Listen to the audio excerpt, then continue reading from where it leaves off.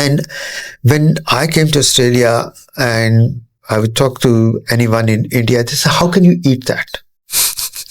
There is no flavor to it. And I said, you need to think and look at the flavor of your meat.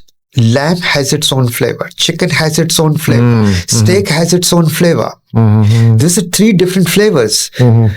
Your potatoes have a flavor and your vegetables have a flavor. And they said, what are you talking about?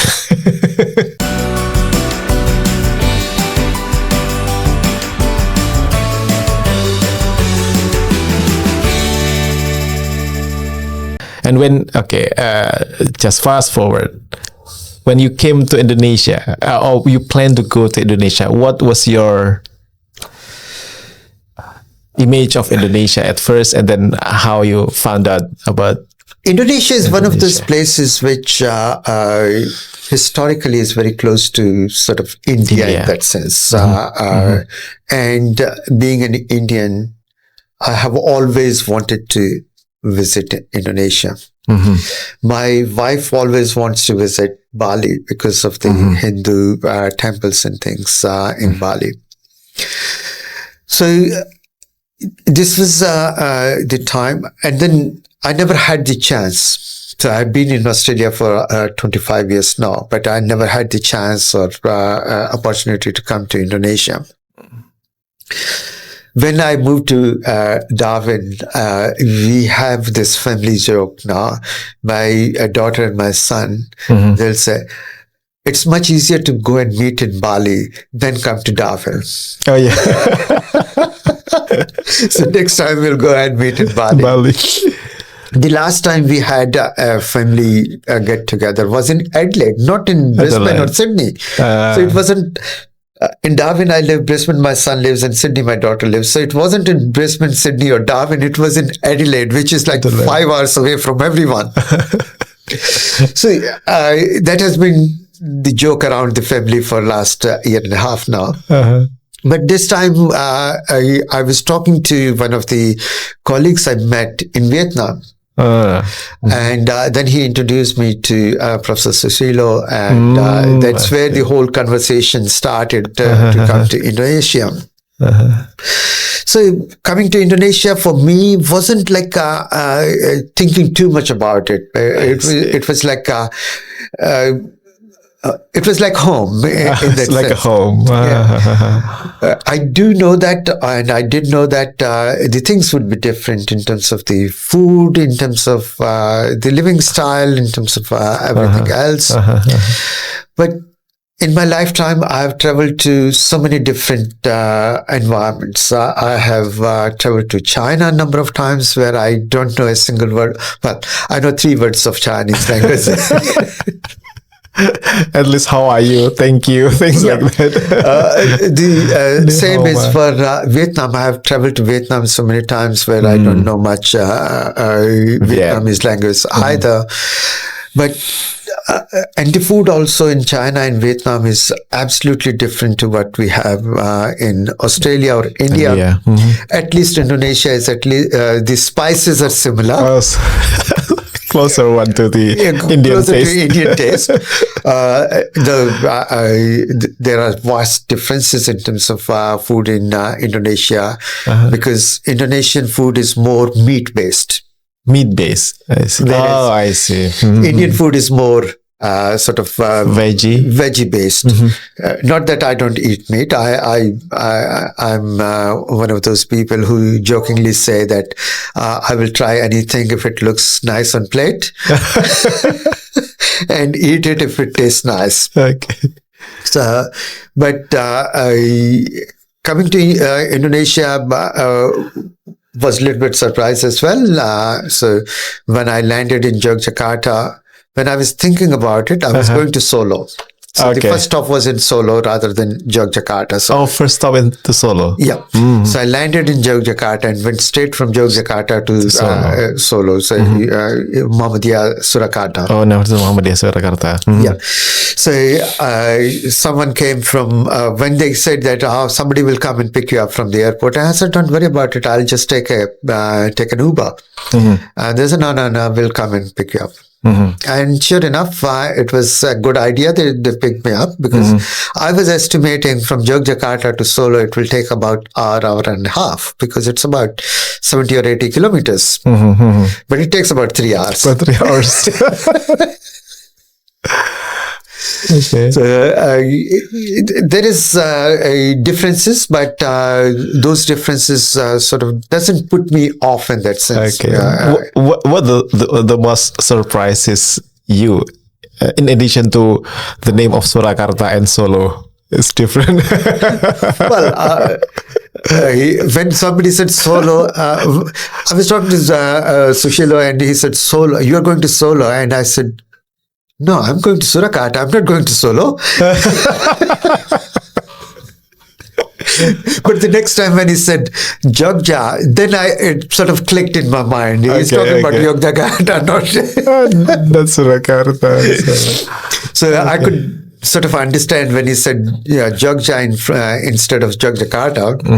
I could sort of place it, okay, we're shortening the Yogyakarta to Jogja. But Solo was sort of confusing. Okay, yeah. Some of the other things that surprised me was how we start the things in terms of the recital of Quran and the blessings and those things. I haven't seen or experienced that anywhere else. I've traveled to Malaysia, India, China, Vietnam. Yeah, the formalities before the ceremony, in the ceremony. Yeah. We all have different formalities. In China, they have formalities, in Vietnam as well. But the sort of having that religion left, right, and center into everything, even at Gajah Mata as well. That happens in Gajah Mata as well? Yeah, they did. They had the prayer and everything. And during the lunch break, everyone went for the prayers first and then came back for the lunch. So that's I've only seen in Indonesia, which is good. I'm not saying there is anything wrong because it goes back to my sort of philosophy of faith in it. So if that's what you believe is going to make you a better person, or keep you grounded, or keep you on the path that you want to be, there is absolutely right. So that did surprise me in that sense. I see.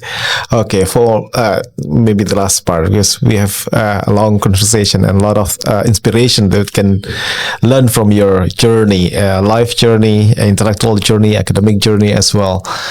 But for like, you may also realize the Indonesian students, Indonesian youth, compared to, let's say, when they want to be successful in their learning, in their life, how they should behave, or how, let's put it, if they want to be successful in academic life, they want to pursue their master or PhD in Australia, for example, what the things that they need to prepare and what kind of attitude that they need to acquire to be successful?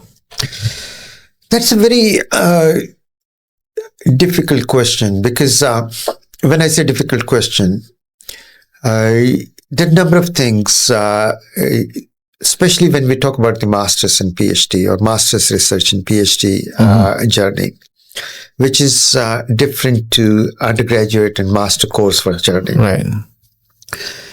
And two, Indonesia or most of the Asian countries, when we talk about whether even India and China or Vietnam, in my experience, they are not independent human beings. Right. They're there because their parents want them to be there, or they're there because they need a piece of paper, or they're there because their peers competition there. Their peers are doing something like that. They don't articulate in their mind why I am doing what I am doing. So I've seen a number of people, and I did an experiment or a bit of a research on the comparison of Indian, Chinese, and US students. So I compared two groups in Indian, Chinese, and US. Yes. A group that did their undergraduate degree in China and masters in Australia.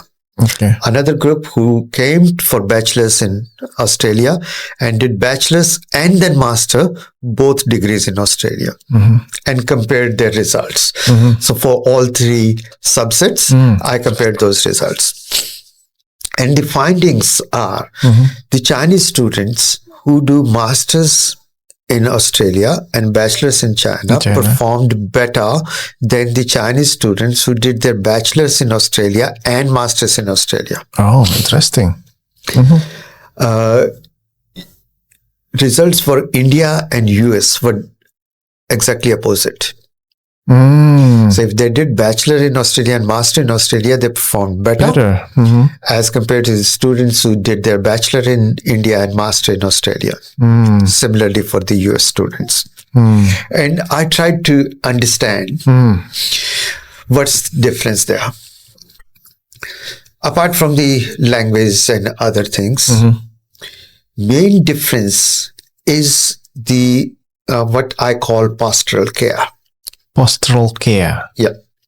Which is basically a fancy word or a sort of a theological expression where somebody provides sort of instructions, care, looking after, and telling people what to do and how to do. So a parent, a community leader, a religious leader, a teacher. So those are the people of authority who provide those sort of instructions and care to young people.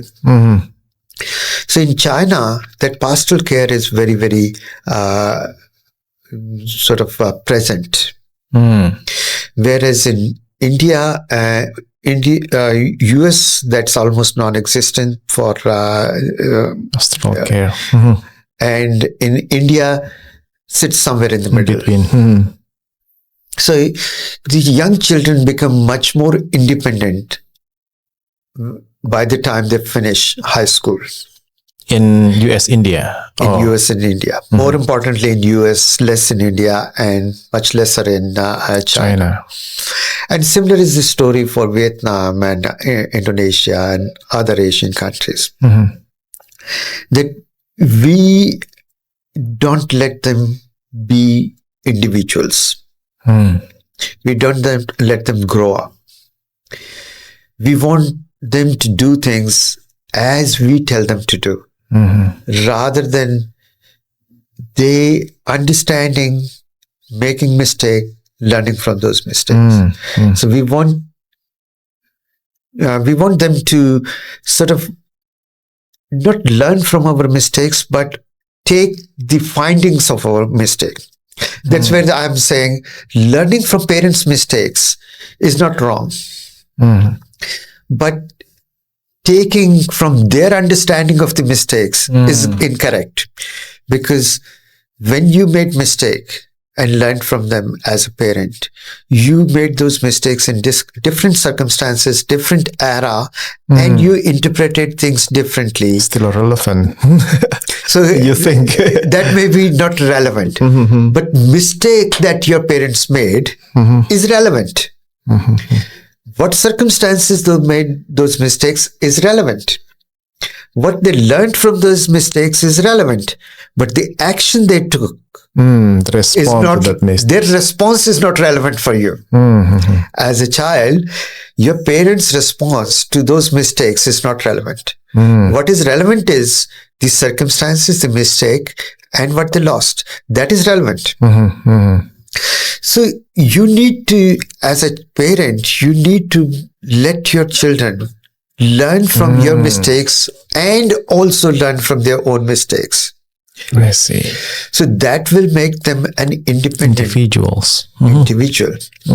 So when students go from here, they keep on trying to implement the same solutions that their parents implemented in different circumstances. And that is never going to work.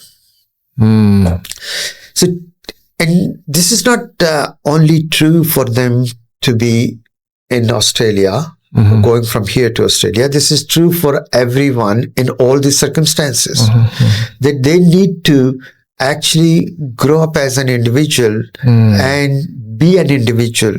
I'm not discounting the community. Community is important. The community you come from and the community you live in. Both these communities are important. And they should go along with you wherever you go. And when I say wherever you go, you're not taking all the clan with you, but you're taking the learnings from the clan with you. So you have those experiences that shape you. You learn from that. You understand from that. You see the world from different views because of all of those learnings you have. But at the same time, you grow up as an individual of your own, as a person of your own, and think about things of your own. So that is one of the most important things. There's the foundation. You can face any challenges, any problems. So if you do that, you can, like the simplest of simplest things, you go to a different country. You're growing up in spices. The food, spices, everything. You go to Australia and you end up looking at your meals, which is meat, 3 vegetables, and some potatoes. That's the standard meal. And when I came to Australia and I would talk to anyone in India, they say, how can you eat that? There is no flavor to it. And I said, you need to think and look at the flavor of your meat. Lamb has its own flavor. Chicken has its own flavor. Steak has its own flavor. These are 3 different flavors. Your potatoes have a flavor and your vegetables have a flavor. And they said, what are you talking about? So each of those elements on your plate has a flavor and taste to it. Yeah, they have their own taste, even without any seasonings or spices. So anyone who has lived in that environment and eaten that, they can taste it. You like a different flavor. There is nothing wrong with your flavor. There is nothing wrong with those flavors either. And I can appreciate both. I have absolutely no problem in eating a steak, vegetable, and potatoes. Okay. I can eat it and enjoy it. Not just eat it, enjoy it. Enjoy it as well. So I would not even salt it. So if somebody served me a piece of meat, vegetables, and baked potatoes, roast potatoes, mashed potatoes. You can just enjoy what they are. What they are. I can eat my salad with absolutely no seasoning on top. But at the same time, if I have time and luxury and feel like, I can mix up a fancy exotic dressing on it with some sort of olive oil and balsamic vinegar and mustard sauce in it and some salt and pepper in it. I can do that, and I can just eat the salad with absolutely nothing on it. I see. Yeah, so wherever, what community that you are coming from, what flavor that you used to be, if you are becoming independent individuals, you are ready for facing any, and enjoy it as well. Yeah. The journey. So you have to actually go to that journey, travel that journey to be able to appreciate and enjoy the journey. If you look at that salad or that food on the plate and keep on thinking about it first, that it doesn't have any flavor. I see. Because it doesn't have that my Indonesian spice on it, it can't be tasty. If you start with that, then you are never going to understand and appreciate what you have. Not even going to your mouth. You cannot swallow it. But you appreciate single of one of them. You put it in your mouth. You enjoy it. The taste will be... You may develop or may not develop the taste, but at least you have traveled the journey and understood what it is and why people may like it. At the end of the day, you may not eat it every day. You may still want some other spice on it, some other flavor to it. That's perfectly fine. But at least give it a chance. If you give it a chance, then you will at least understand the viewpoint of the person in front of you. The viewpoint of the person in front of us.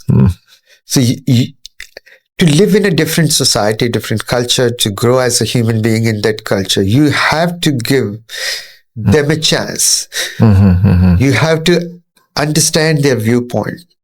You may disagree with their viewpoint or agree with their viewpoint, but at the same time, you have to give them a chance to express their view. If you don't give them a chance to express their view, look at their view, travel their view, you will not understand their view at all. And you will keep on having the tension.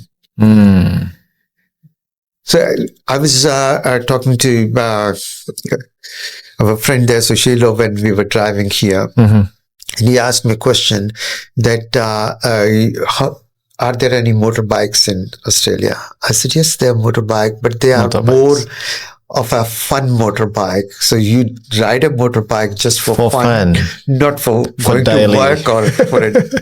And he looked at me and said, what do these Grab food delivery drivers? I didn't understand, but then I realized we're talking about the delivery driver. We have in Australia the Uber and the menu log, which is this similar to what we have Grab here. Car. So I said, they deliver on car. Not on motorbikes. There are some on motorbikes as well, but mostly on cars. And now the question here is, why car? You're delivering food in nearby places. It takes a lot of time. You park it, go into the restaurant, pick up the food, get in the car, start, turn around, go there, park. It takes a longer time. But unless you have traveled that path, you will not understand it. Understand it because still put it in Indonesian context with a congested road. Indonesian context with a congested road, with slow-moving traffic, all of those things. You can't understand that. That car is the basic mode of transport. Motorbike is a secondary mode of transport that you use where it is not convenient to use car. So like the postie or postman, he uses those small motorbikes, what we call in Australia postie bike. There is a small 100cc, 200cc bikes to deliver mail. So because he's driving on a footpath, he's not riding on a road, he's riding on a footpath because you have the road and then you have the nature strip. So it's basically grass there, nothing else. When this nature strip ends, that's where the boundary of the house starts. And the mailbox is on the boundary of the house.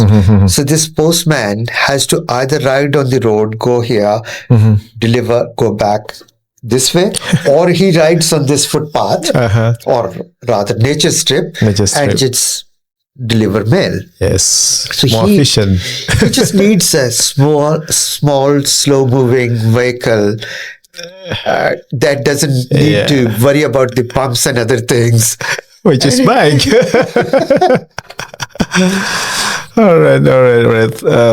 Thank you very much again for coming, for having this conversation. That's, I think, a lot of lessons that we can learn.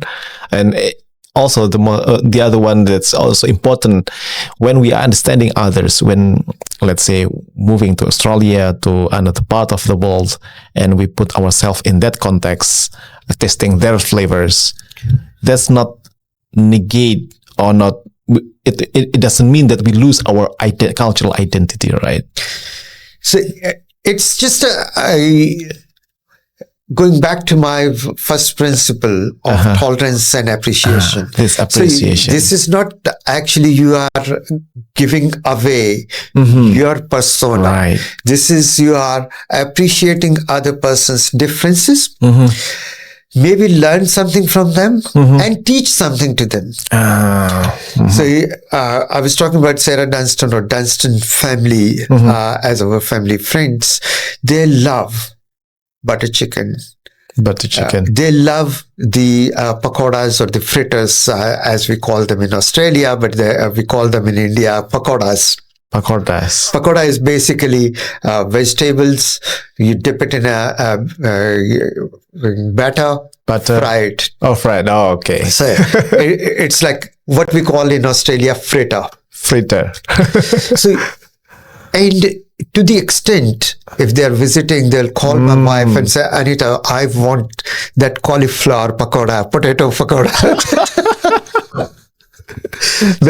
So you add something to that culture. You add something to culture, you get something from the new culture, and that's how we grow. Sticking to something is not preserving culture. Because culture, rituals, and society is made of the time. And as the time changes, things will change. The only change is change. The only change is change. Okay. So when time changes, things will change. Sticking to things that we did this way is not going to help. We'll have to change and adapt as the things happen. We have changed and adapted. We come from hunting-gathering humans. Or animals, rather, I should say. So we were hunter-gatherers. From hunting-gathering, now we live in houses, we live in air conditioning, we live in fans and lights and other things. So we have changed. So if we have changed, why resist the change? So we will have to further change. Yes, I'm not saying change for sake of change. I'm not saying that you need to give up your own value system. As I was saying earlier, that everyone does have or should have a moral compass. That guides you in your doing things. That moral compass is shaped by a number of things. Your family, your life, your community, your own belief system, your own principles that you develop over time, that guides your moral compass. So everyone should have that. But at the same time, that doesn't mean that I will not, like I have a colleague at Griffith University who doesn't use mobile phone. In today's era, he doesn't use mobile phone. I have nothing against it, but at the same time, that makes his life very, very difficult. Have to be contacted, have to communicate. Yeah, it makes his life very difficult. For what reason? I have no idea. I have never. Well, he had some justifications that it ties me. Oh, I see. I can contact you when I want to. Why do I need to tie myself to your convenience? Convenient. So he may have his own reasons for it, but at the same time, it makes life very, very hard for him, for his family, for everyone else. For his colleagues. So, all right. Again, Thank you very much. Thank you. Thank you for inviting me. Thank you very much, and hope you enjoy your time in Indonesia. And then hopefully can get something from Indonesia as well. I mean, in terms of, here's the society, here's the life. Well, I did. One of the things that I mentioned, the difference of everything, starting with the sort of the recital of Quran and the blessing. Though to me, sometimes it may seem like over the top. But at the same time, having that ritual, if I can call it, reminds people of things. People may agree or disagree with whatever is said in those prayers or the recital of Quran. People sometimes may find it inconvenient, but at the same time, it also gives people an opportunity to think and reflect. So it brings them back to their moral compass. That moral compass may be different to what the preachings of the religion are. Or it may bend some of those rules or break some of those rules. But at the same time, at least it brings them back to that moral compass, that this is where the line is, and I will not cross this line. So that is an important thing in life. We do that in Indonesia in a ritualistic manner. I say that one should do it all the time. Whatever an individual's view is on that, that's an individual view. But at the same time, it has some value to it. All right. Thank you again. Because moral compass, what we call it, faith at the beginning, that also helps us when we are failing, bounce back. And when we see something is crossing the lines, we refrain from it. That's also important. Yes. Right. All right. Thank you very much. A lot of lessons, inspirations, and have a good time in Indonesia for the rest of the. What day you will be back? I'll be leaving on 12th. I've still got almost a week now. Okay. Okay, I'll see you again. Hopefully here in Darwin or somewhere else. Somewhere in the world. Okay, thank you very much, Professor Rakesh Gupta. Thank you. Hopefully it's beneficial. Assalamualaikum warahmatullahi wabarakatuh.